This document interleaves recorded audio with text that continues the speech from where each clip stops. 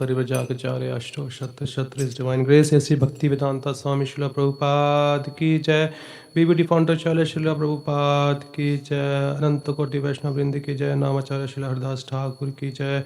ग्रंथराज श्रीमद् भागवतम की जय। ओम नमो भगवते वासुदेवाय।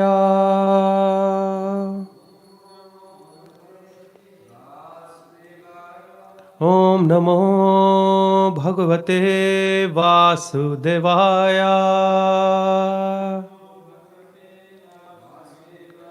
ओम नमो भगवते वासुदेवाय।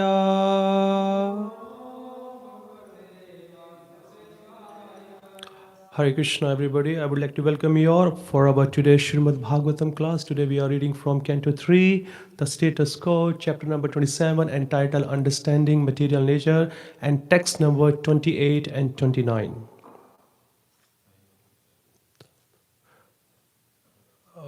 Okay, do you have phone? I mean, you can check it out on your phone. Yeah, can I? Okay. Madbhaktaha pratibudhartho mat prasadena bhuyasha nihishriyasham savasmasthanam kevalya akyam prapanoti anjasa dhiraha swadrisha chinna samshayaha yadgatvana yogi linga vinirgame. Please. Madbhaktaha pratibodhartho mad prasadena bhuyasa nishriyasham svasamsthanam kevalyakam madashrayam prapanoti anjasa dhiraha swadrisha chinna samshayaha yadgatvana nivarteta yogilinga vinirgame. Madbhaktaha pratibhudartho mad prasadena bhuyasa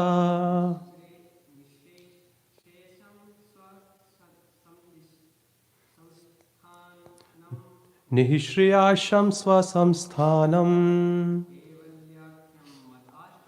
kevalyakyam madashrayam prapanoti anjasa dhiraha swadrisha chinna samshayaha yadgatvana nivarteta yogi linga vinirgame. Matajis. Madbhaktaha pratibhutartho mat prasadena bhuyasa nishriyasham swasmam sthanam kevalyakam madashrayam. Kindly everybody chant.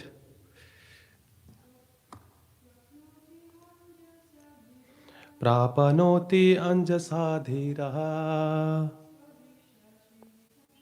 swadrisha china samshayaha yadgatvana nivarteta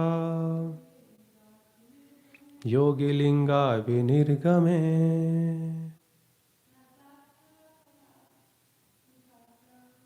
Madbhaktaha pratibhutartho mat prasadena bhuyasha nishriyasham svasamsthanam Kevalyakam madashrayam samsyaha yadgatva nivarteta Yogi Linga Vinargame. Word to word meaning, translation, and purport by Srila Prabhupada. Srila Prabhupada Ji ki Jai. Mad Bhaktaha, my devotee. Pratibuddha Arthaha, self realized. Ena, by my causeless mercy. Bhuyasha, unlimited. Nihishriyasam, the ultimate perfectional goal. Swasamsthanam, his abode. Kevalya Akhyam, called Kevalya. Mat Ashrayam, under my protection. Pravanoti, attains. Iha, in this life. Anjasa, truly. Dhiraha, steady. Swadarsha, by knowledge of the self. Chinna samshaha, freed from doubts. Yat, to that abode. Gatva, having gone. Na, never. Nivarteta, comes back. Yogi, mystic power. Lingat, from the subtle and the gross material bodies. Vinirgame, after departing. Translation: my devotee actually becomes self-realized by my unlimited causeless mercy, and thus, when freed from all doubts, he steadily progresses towards his destined abode, which is directly under the protection of my spiritual energy of unadulterated bliss. That is the ultimate perfectional goal of the living entity. After giving up the present body, the mystic devotee goes to the transcendental abode and never comes back. Purport: actual self-realization means becoming a pure devotee of the Lord. The existence of a devotee implies the function of devotion and the object of devotion. Self-realization ultimately means to understand the personality of Godhead and the living entities, to know the individual self and the reciprocal exchanges of loving service between the Supreme Personality of Godhead and the living entity is the real self-realization. This cannot be attained by the impersonalist or other transcendentalist. They cannot understand the science of devotional service. Devotional service is revealed to the pure devotee by the unlimited causeless mercy of the Lord. This is specially spoken of here by the Lord, Mat Prasadena, which means by my special grace. This is also confirmed in Bhagavad Gita. Only those who engage in devotional service with love and faith receive the necessary, point to be noted very carefully here, only those who engage in devotional service with love and faith receive the necessary intelligence from the Supreme Personality of Godhead, so that gradually and progressively they can advance to the abode of the Supreme Personality of Godhead.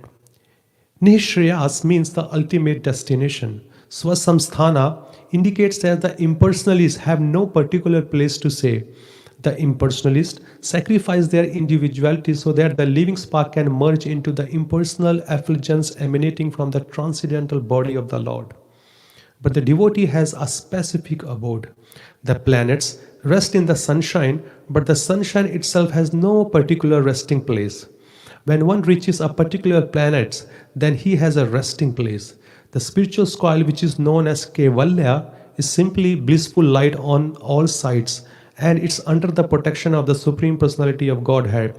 As stated in Bhagavad Gita 14.27, Brahmano hi pratishta aham, the impersonal Brahman effulgence rests on the body of the Supreme Personality of Godhead. In other words, the bodily effulgence of the Supreme Personality of Godhead is Kevalya, or impersonal Brahman. In that impersonal effulgence, there are spiritual planets which are known as Vaikunthas, chief of which is Krishna Loka. which we call Goloka Vrindavan also. Some devotees are elevated to the Vaikuntha planets and some are elevated to the planet Krishna Loka. According to the desire of the particular devotee, he is offered a particular abode which is known as Swasamsthana, his desired destination. By the grace of the Lord, the self-realized devotee engaged in devotional service understand his destination even while in the material world. He therefore performs his devotional activities steadily without doubting, and after quitting his material body, he at once reaches the destination for which he has prepared himself. After reaching that abode, he never comes back to this material world. The words lingad, vinirgame, which are used here means after being freed from the two kinds of material bodies, which are subtle and gross. The subtle body is made of mind, intelligence, false ego, and contaminated consciousness, and the gross body is made of five elements: earth, water, fire, air, and ether. When one is transferred to the spiritual world, he gives up both the subtle and gross bodies of this material world. He enters the spiritual sky in his pure spiritual body and is stationed in one of the spiritual planets, although the impersonalists also reach that spiritual sky after giving up the subtle and gross material bodies, which are not placed in the spiritual planets as they desire. They are allowed to merge in the spiritual effulgence emanating from the transcendental abode of the Lord. The word samsthanam is also very significant. As a living entity prepares himself, so he attains his abode. The impersonal Brahman effulgence is offered to the impersonalists, but those who want to associate with the Supreme Personality of Godhead in his transcendental form as Narayana in the Vakuntas or with Krishna in Krishna Loka go to those abodes where from they never return. Om Ajnanatimirandasya Jnananjana Shalakaya Chakshu Anmilitam Yena Tasme Shri Guruve Namaha Shri Chaitanya Mano Bhishtam Sthapitam Yena Bhutale Swayam Rupa Kadamahyam Dadati Swapadantikam He Krishna Karuna Sindho Dinabandho Jagatpate Gopisha Gopika Kanta Shri Radha Kanta Namostate तप्त कांचना गौरांगी श्री राधे वृंदावनेश्वरी विश्वभानुसुते देवी प्रणमामि हरिप्रिये नमो विष्णुपदाय कृष्णपृष्ठाय भूतले श्रीमते भक्तिवेदान्ता स्वामिनिति नामिने नमस्ते सरस्वते देवे गौरवाणी प्रचारिणे निर्विशेषा शून्यवादी पश्चाति देशतारिणे जय श्री कृष्ण चैतन्य प्रभु नित्यानंदा श्री अद्वैता गदाधर शिवासादि श्री गौर भक्तवृंदा हरे Krishna Krishna Krishna Hare Hare Hare Ram Ram Ram Hare Hare. Hare Krishna. So here Lord Kapila Dev, he is continuing glorifying the importance of devotional service in our life. That is the only mean and that is the only kevalya, only hope for a jiva to get out of this material world, and it is the only solution here. As you can see that Kapila Dev, he opened so many discussions in front of his mother Devahuti.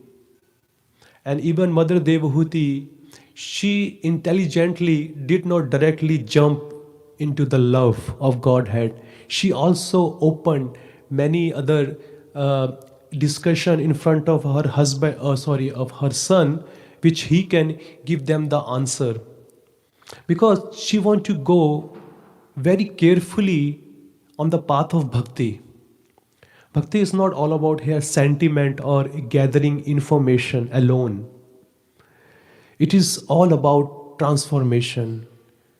Means as soon as you get the information or the knowledge from the sadhu, from Vedic scriptures and the spiritual master, your main important or our main important work is after that we must imply in our life. Application has to be there. If the application is not there very carefully, then the result won't be there as we want or as Lord Krishna is expecting us to do it. It will be a completely different. As a jiva, any jiva, like all of us are here, we have different swabhava. Swabhava means different nature, different liking and disliking. In a similar way, there are so many jivas in all over the universe, not only on this planet, like all 14 planetary system, it is just only one universe, and there are thousands and thousands and unlimited universes are floating in the air by the will of Supreme Lord. So everybody has their individual liking and disliking and nature here. So the Vedas, they give so many options to progress spiritually. Some may follow the path of Karma Yoga, some may follow the path of Jnana Yoga, Ashtanga Yoga, and ultimately Bhakti Yoga. Even those who are desiring and other yogas, those who are Karma, Jnana, and Ashtanga, they are also on the path towards Bhakti or towards the spiritual world. But the problem is they are very slow itself, and those required a particular qualification to fulfill those particular yoga. If you want to go through Karma Yoga, there is a particular prerequisite qualification is required. If you want to go Jnana or Ashtanga, there is a prerequisite qualification is allowed. Until unless you don't fulfill those requirements, you cannot get the result what you want from those particular system of yoga. And not even that, the bhakti element has to be there in all the yoga system. Bhakti has to be there in Karma Yoga, bhakti has to be there in Jnana, bhakti has to be there in Ashtanga. So how do I explain this point here, why they are so slow, why they are so different? Because I'm pretty much sure all of us have gone to shopping center, yeah? Just guess there are 3 or 4 levels are there, okay? And when you make your plan to come out of your house and you would like to go to that particular shopping center, and the shop, suppose you are going to buy a Kohinoor diamond, some diamond you are going, and the shop is on the 4th floor. Okay, to go to that 4th floor, there are 3 ways. What are those 3 ways? If you have been to, first is stair, like stairs are there, accelerators are there, and lift is there. So there are 3 ways you can go it. 4. Okay, which one is the 4th one? Helicopter. I hope there is a landing spot there on the roof, otherwise whole shopping center will be collapsed. So the stairs are there, the accelerators are there, and the lift is there. So the sadhus, they explain the staircase as Karma Yoga. When you go to staircase, you come to reach to the level 1, okay, because it doesn't take you straight away to the level 3 or level 4. You just walk around. As you go step by step, you move towards, then you see, oh, there is a nice t-shirt, or nice shoes, or nice phone. And you look around, it says, buy one, get one free. So there are so many allurements are there to hamper you. Did you try that if you buy this fridge, you're going to have $800 off? Oh my God, such a nice deal. So they give you so many allurement, okay? The person goal was to go on the 4th floor to get the diamond, which is actually his need. But what he does, when he gets on the level 1, when he sees so many special discounts and so many other things, he ends up buying those stuff instead of buying the main stuff. And he runs out of the money. And he says, oh man, now I have no money, I have to get down. Then he get down again and go home. Then he again waits. When he's going to earn the money, then he's going to go and buy the diamond. And Jnanis and Ashtanga yogis, they do the same. Instead of going to the staircase, they catch the accelerator. They just camp on, it goes faster. But it's also cross level 1 and level 2. And they also get allured by the same discounts. Okay, nice laptop, nice, hats, nice coats, blazer, whatever dresses are there. They get allured by so many discounts. And again, they run out of the money. Again, they come back home and they earn money and they have sufficient money, they go back again. But the Bhakti Yogi, he gets into the lift. Lift is what? Mostly the lifts are transparent in the shopping center. They have intentionally made it. You know why? Because as you go slowly on level 1, on level 2, on level 3, you scan what are the things there for me to buy more apart from buying my own need, which is my diamond. So, but the point is, you have pressed the button number 3 or 4. It will not open on level 2 or level 3. That's what the Bhakti Yogi does. When he gets into the process of the lift of the Bhakti, then he slowly when he progresses, he sees in life, oh, nice cars, so much money is coming, nice partner, he or she is out there, so many name and fame. He doesn't get bewildered by that because his goal is completely clear. Why he has come to the shopping center. Just he has to get the diamond, and whatever money he left, he will buy other things. And that's the beauty of the Bhakti Yoga. When you start getting up the Bhakti, start taking up the process of Bhakti, it also includes the benefit you're going to have through Karma Yoga. It's already there in the Bhakti. The benefit you're going to have from the Jnana Yoga, it's already in the Bhakti. The benefit you're going to have through Ashtanga Yoga, it's already in the Bhakti. Then why would you bother to follow those processes who are completely slow and they are dependent on some prerequisite qualification? And by following those processes, a person, he get bewilders. We have seen in a pages of Srimad Bhagavatam, those who are not Bhakti yogis such as Swabhari Muni, he was a kind of an impersonalist and an Ashtanga yogi, and there are many other followers of different processes of yoga system. They have been allured or tricked by the illusory energy of the Supreme Lord. They have been tricked by that. And 60,000 after doing meditation in the water. Can you believe it? 60,000 years. It's not a very short period. It's such a long time. 60,000. It just finished in just 60 seconds. He was trying to do artificially. Actually, one more thing here. Karma, Jnana and Ashtanga.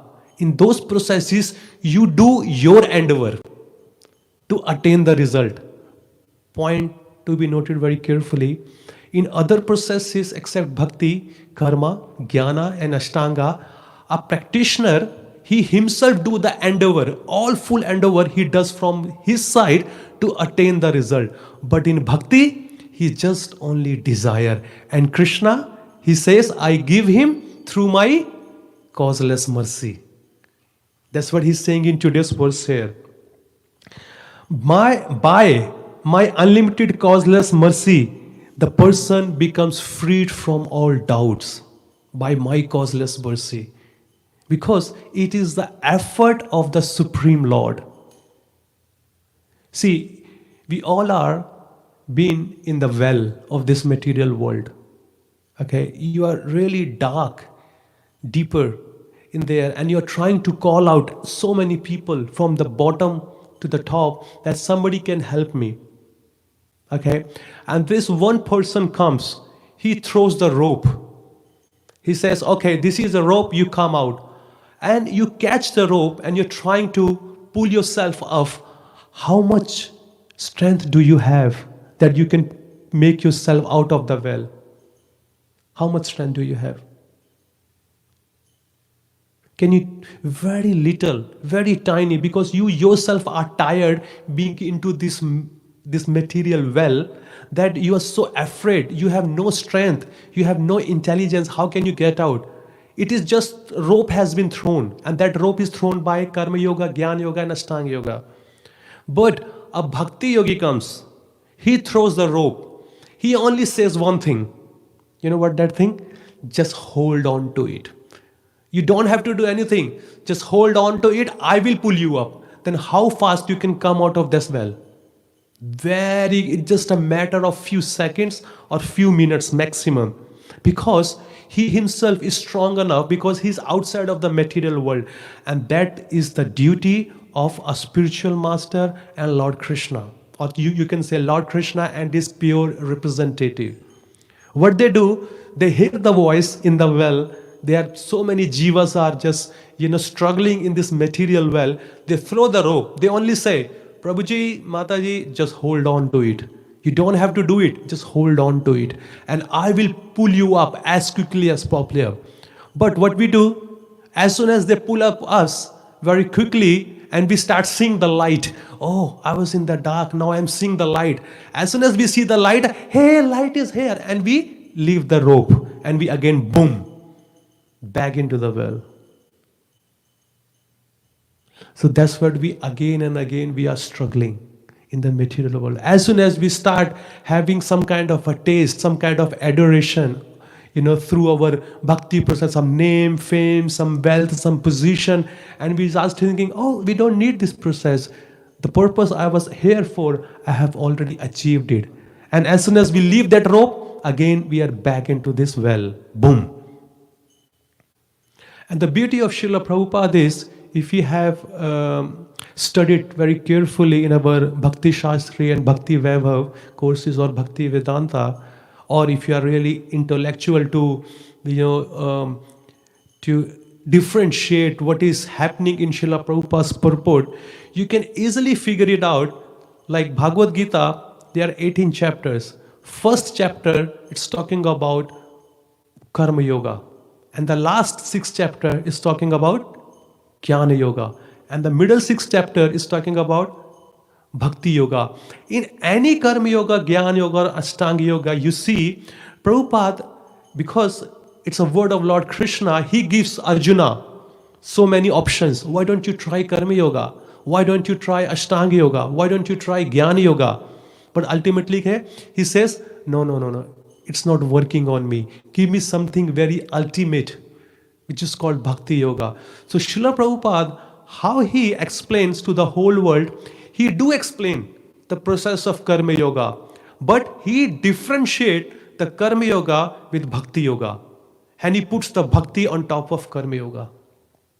And again, in the last 6 chapters of Bhagavad Gita, he glorifies, because Lord is glorifying about the Jnana process.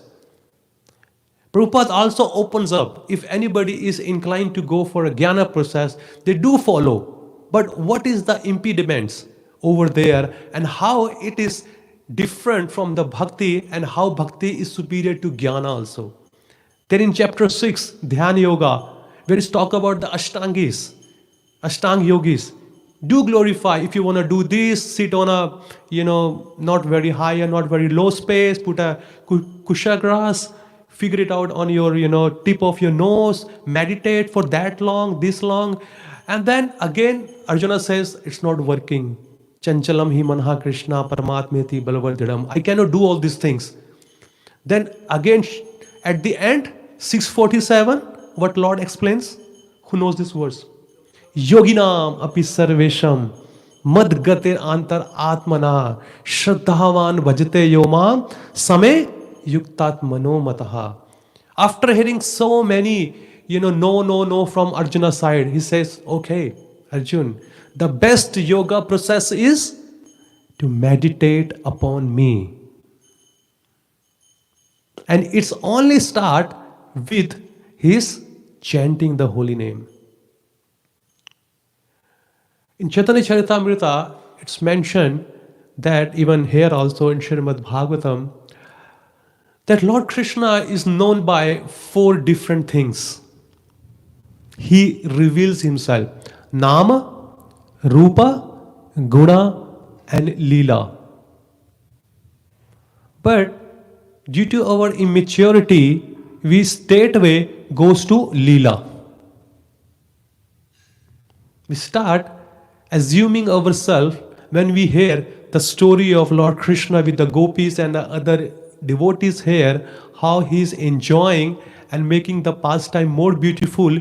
We start putting ourselves in the shoes of Lord Krishna and we start thinking we are the hero of the story. But no, by chanting the holy name, Nama, Rupa start coming after that.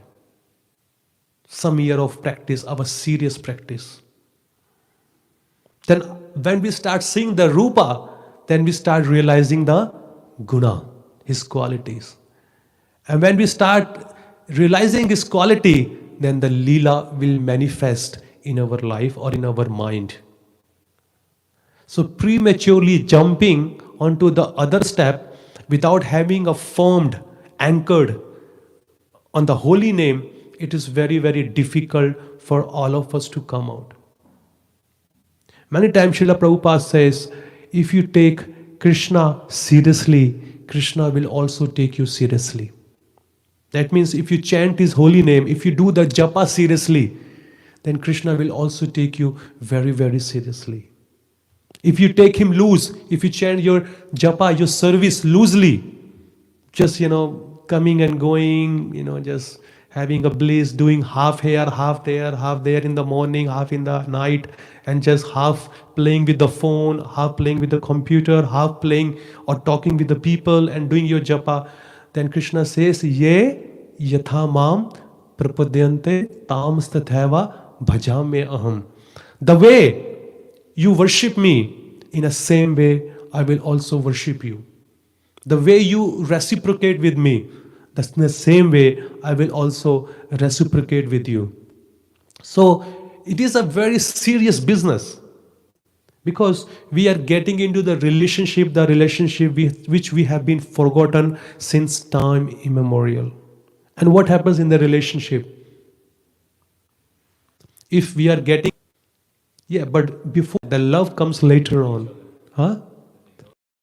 that is also good. But before that, when you are getting into the relationship, there is a word called serious. Are you really serious about this relationship that you are going to start? You're serious, your commitment. Like, when a boy or a girl, when they're about to get married or they're on the age where they're looking for a partner, when they, especially on, Facebook and other social media, they change their status. They say committed. A serious relationship means they are serious. If you are not serious, the other partner will say, then why are you wasting my time if you are not serious in our relationship? If you are serious, then develop our relationship ahead. Then talk to me. Okay? Then come and see me. Then take me for a date. Otherwise, if you are not serious, don't waste my time. That's what Krishna is also expecting from us. If you are serious, then come. Because I was always serious for you. Since you came to this material world, I was 100% serious to take you back to Godhead. But you are the one who make a U-turn in every single lifetime. Because it's a serious commitment. It's a serious business. If that serious is not there, then how do you expect to Krishna to fulfill his part when you yourself are not doing your part? How can I expect from my partner that you do your duty, you be fully faithful, you be fully loyal, you be fully serious in the relationship if I myself is not there with the same commitment or with the same mood? So do you think that relationship will move on? No way. No chance. So where is the question of love and other things? So first thing is that seriousness has to be there. So when we take Krishna seriously, Krishna will also take us very seriously. Even though he is already taking us very seriously. That's why he is providing us all the facilities here. Such a beautiful temple. Okay? Such a beautiful temple is providing us so many facilities. What are those facilities? To progress in spiritual life?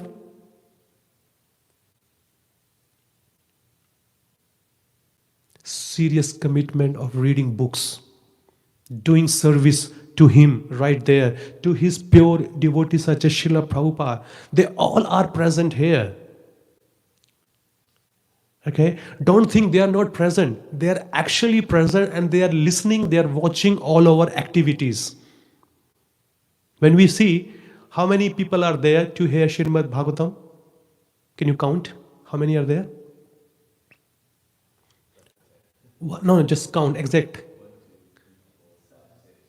Okay, 1, 2, 3, 4, 5, 6, 7. Okay, are you sure? 8, Prabhupada. 9, 10, Radha Krishna. 11, 12, Gaur Nitai. 13th, our Giriraji. 14th is our Govinda Shila. And other acharyas and paramparas, they all are there.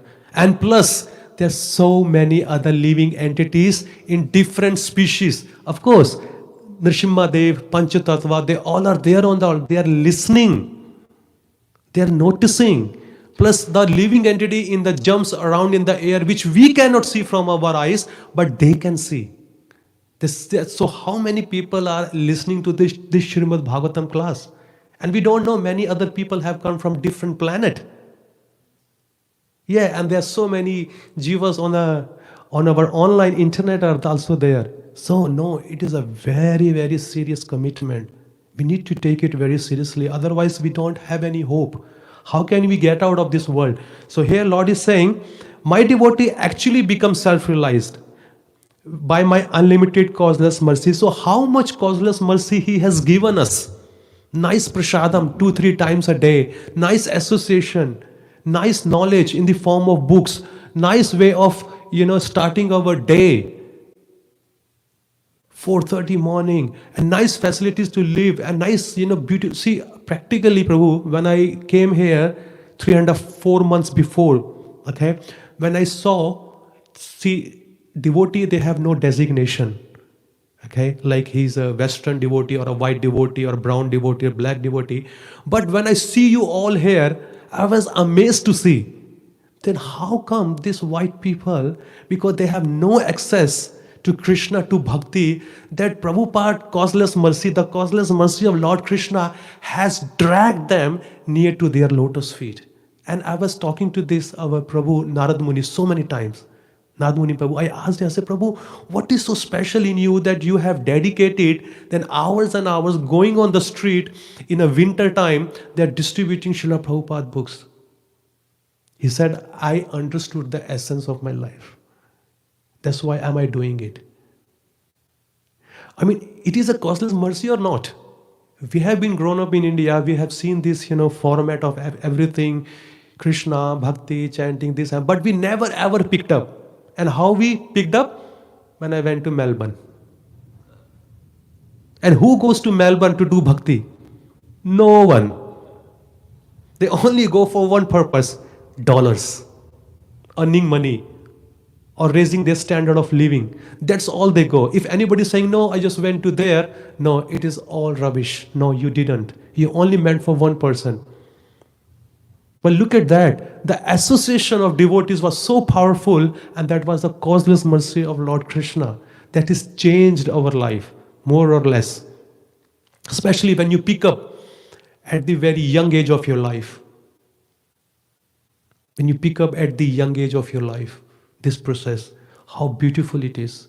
So we need to be very, very mindful.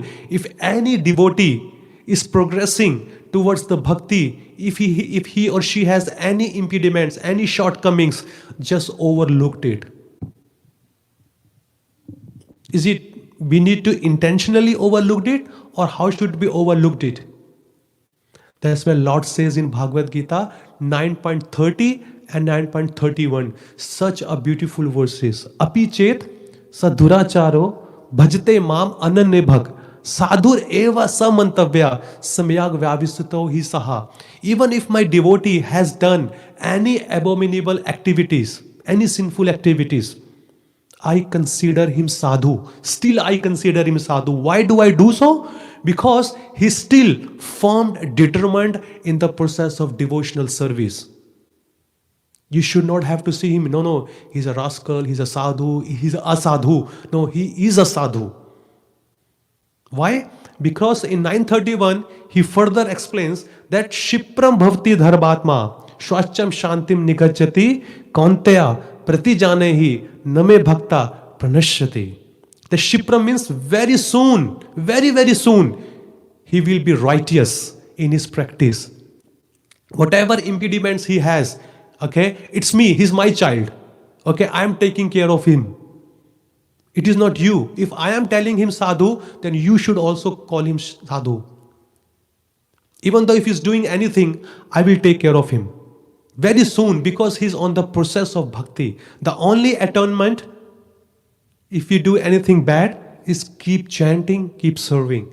It will be nullified. There is no other special atonement to do, which we have to do in other processes, karma, yoga and jnana or ashtanga. If you have done something wrong, then you have to do it. Prashchit, atonement. But in bhakti, keep chanting, keep serving. Why? Because name bhakta pranashyati. Because my devotee never get perished. Why? Because I am standing next to him to protect him. How beautiful it is. Lord's guarantee. Who can give this guarantee here in this world? Can anyone can give? Even if you do so many, abominable activities, so many sinful activities, so many other things you are doing it, we immediately disregard that person from our life. I don't know him. I don't know her. I don't know who they are. No connection with us. But Lord is saying, still I have connection because he's my child. So we need to be very, very careful when we are reading the Vedic scriptures. How many have you been to different airports in different countries, or you have noticed something special over there? They always glorify their own country. Welcome to Shanghai. You can get this beautiful beaches here, beautiful sceneries, beautiful this and that. If you go to Singapore, Shanghai, there's another, there. When I came to here, JFK, there was another one. If you go to Melbourne, another one. If you go to other place, other one. Everybody is promoting their own country. Come and live with us. Which we call it like lollies they are giving. What do you call here? Lollies too? Lollies. Like sweets. Yeah, we do this like lollipops. Okay, they do this. Suck this and stay in our country. We will give you so many other things, so many beautiful things, so you can stay with us in our country. That's what the Vedas do. So many planets are offering so many different things to the jiva. Come, Somras. Come, so many beautiful women, so many beautiful men to enjoy. Come, so many power, so many wealth. You don't need to use your MTA card, metro card all the time. You can just fly in the air and go anywhere. You don't need to go all the way to India to grab this mango. You can, while sitting at one place, you just think about it, put your hand, which we call prapta siddhi. You can immediately get it. There's so many planets, so many processes, give so many allurement to keep us again back in this material world. But what is the problem of those planets? We need to come back again in this material world. But what Lord is promising here, yad gatvana nivartante tad dhama paramam mama. Whoever goes back to my supreme abode, which is Vaikuntha or Krishna Loka, he never ever come back to this material world for suffering. He stays with me forever and enjoys the life with me and with my cows and with my other pure devotees. Is it a bad deed or a good deed? It's such a wonderful deed. That's what we all want. Every day we wake up, we think that we're not going to have any problems in our daily life. But there's so many problems. So many harassment from other living entity, our own mind, gross or subtly. Somebody doesn't turn up to their service. So it's a pressure on the person who is in charge. So he has to do it. And if he doesn't do it, then it's a pressure on the temple president heads. So he has to figure it out, get the job done. So why are we moving out? No, we need to be very careful. Form your anchor at a one place and do your bhakti for years and years, days and days, months and months. Then see the output, what is a beautiful output comes out from that. But if we are keep moving ourselves, that's what the other airport does. Come to our country, we'll give you this. Come to our country, we'll give you this. That's what the mind does. Go to this place, you will have some change. Go to that place, you will have some change. Go to that place, you will have some change. But where is the change? If we are, when we saw those advertisements, we think, oh, that's gonna take away all my misery. But the misery is the same. It never goes away. It only goes away when we are completely situated in our constitutional position, which is our devotional service. Chanting the holy name very, very seriously, sitting at a one place. That is a recommendation of all the Vedic scriptures. Sit at one place, finish your round in one go. Not just 2 here, 2 there, 2 in the afternoon, 4 here, 4, 5, and just 4 lying in the bed. No. Finish in a one go and see the result of doing that 16 rounds in a one go. Super beautiful. Some days are okay if you are sick and if the services are there, then it can be justified, but not intentionally doing it. Especially with your seva, with our reading scriptures, preaching. It really requires a lot of determination that I really want to go. Those people, I know there are many spiritual Srila Prabhupada disciples are there. I know them. One disciple of Srila Prabhupada in Melbourne, he was serving as an accountant, Prabhudas Prabhu. He didn't go to India for 30 years, Prabhuji. He was firm situated in his service, continuously working the same seva, years after years, years after years, years after years. He didn't even have a desire to go to Dham or to here and there. He was continuously pleased. He says, no, that's my seva. By my seva, I will please my dear spiritual master, Srila Prabhupada. I have met so many serious devotees. You can see here also, our temple president, how serious he is. When he took up the seva, how bad the situation was. And now where he brought up the situation for all of us. And he's inviting everybody. And he's giving them offer, please come and stay with us. We will give you everything. Clothes, shelter, food. You just need to perform seva for the Lord. Stay here, elevate yourself, and at the end of your life, go back to Godhead. Who can offer us this type of things? Nobody in this world. Everybody's just charging money, money, money. How much you gonna pay me? No, please, we need to be serious for that. Okay, we have about 5 minutes to go. If anybody has any questions, any comments on this, please, you can. Yeah, please, go ahead. Hare Krishna Prabhu, thank you. A few things were going through my mind. When you were mentioning the 9:30 Apichet Sudratro verse, there's a funny, not a funny, but a nice pastime with Bhaktivinoda Thakur. I remember reading an article, and they said that the demigods were discussing this verse, and they were a little confused.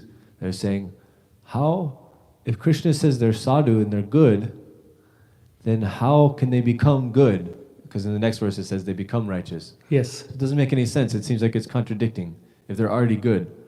And so Bhaktivinoda Thakur is like, somehow they come across Bhaktivinoda Thakur and they ask him. Bhaktivinoda Thakur says, no, the second verse, Krishna is saying, whoever declares that he's a sadhu, they become good. Yeah.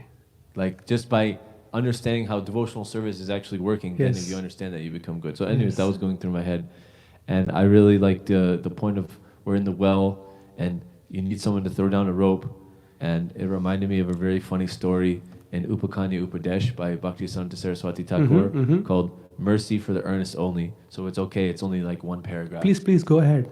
So by chance, a person slipped and fell into a deep well and could not get out in spite of all his efforts, and therefore he began shouting for help. Being merciful, a very kind-hearted passerby brought a piece of long rope which was lowered into the well so the man could get out by grabbing the rope. The passerby asked the man to catch hold of the rope and try to climb up so he could pull him up. In response, the person said, "Oh, my friend, please help me so I can put my fingers around the rope." The purport.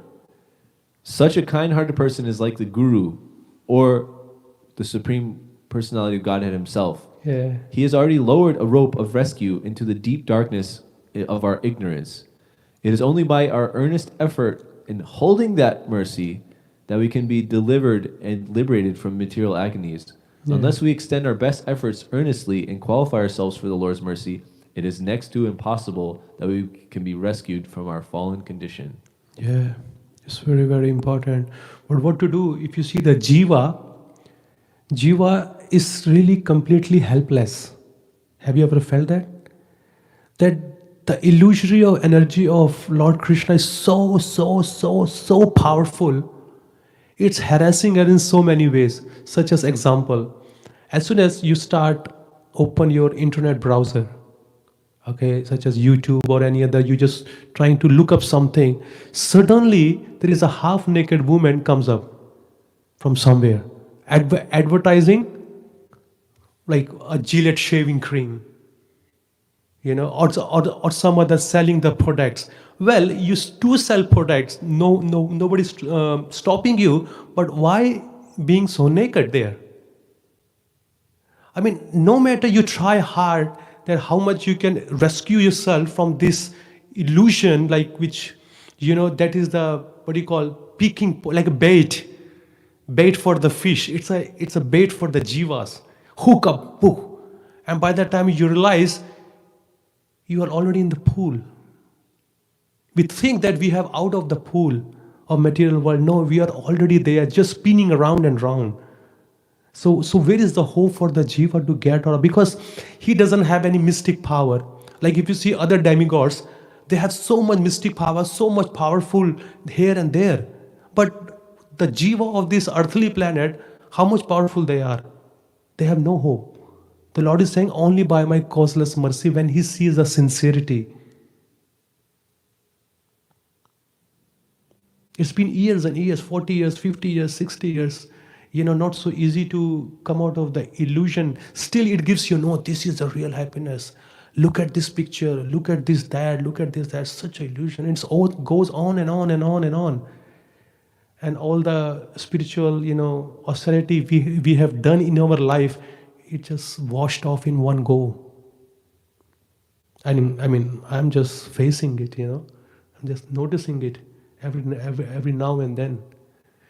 I don't know about you guys. What do you reckon?